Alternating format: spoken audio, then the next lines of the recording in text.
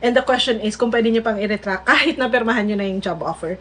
The answer there is yes, of course, pwede niyo pang i-retract, pwede niyo pang sabihin na, I am so sorry, unfortunately, there's been some changes sa end ko, hindi na po ako magtutuloy. Pwede yon. As long as you notify, as soon as mapag-decidean nyo na hindi nyo na siya itutuloy, sabihin nyo kaagad. Okay? That way, bibigyan nyo at least ng, in a way, respeto na lang din sa company na mabigyan sila ng mahaba-haba pang time maghanap ng replacement nyo. Okay? Kasi, kahit na hindi kayo tumuloy, wala pa naman kasing unless may nakalagay sa like sobrang ibang klase yung job offer mo na may nakalagay na contingent to ganitong date, hired ka na, na legally binding na tong document na to prior pa to July 11, unless may nakalagay na ganon, it's not yet in a way legally binding. Alam ko kukontrahin ako ng Supreme Court dyan sa part na yan, pero honestly kahit na ganon, pwede nyo pa rin i-retract yan kasi hindi pa naman kayo empleyado. Okay? Magiging empleyado lang kayo kapag nag-start na kayo.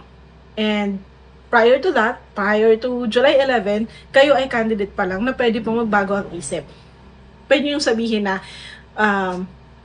upon further consideration po, tapos naka-receive po ako ng offer, whatever, talagang hindi ko po mako-consider muna tong work na to, that you're grateful sa opportunity, pero all things considered, mas better itong i-accept ko ngayon.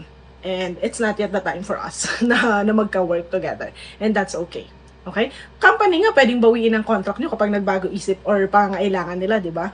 Or nagbago yung needs ng company na biglang hindi na pala kayo kailangan or whatever. Pwede nilang bawiin yung offer. Of course, you can do that too. And yes, magiging hassle siya sa part ng recruiters or ng hiring managers kasi syempre nakapag-ready na eh. Nakapag-ready na lahat. Na prepare na nila yan kasi the moment na nag-sign ka ng offer letter, mag-go signal na sila sa lahat ng preparation, onboarding preparations, ng operations, ng HR team, ng IT team, lahat yan gagalaw na para ma-prepare yung kailangan mo pag-start mo ng July 11. Siyempre, anyone na nag-effort na ng ganon, it could be frustrating, no? Kasi andyan na nag-ready na tapos biglang nagbago pa yung isip. So, sayang naman. Pero, hindi mo yun problema. As a candidate, hindi mo yun problema. Problema yun ng company.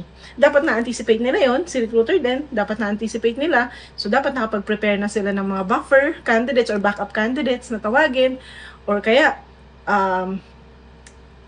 even better, no, kung na-anticipate nila na hindi ka pala 100% sure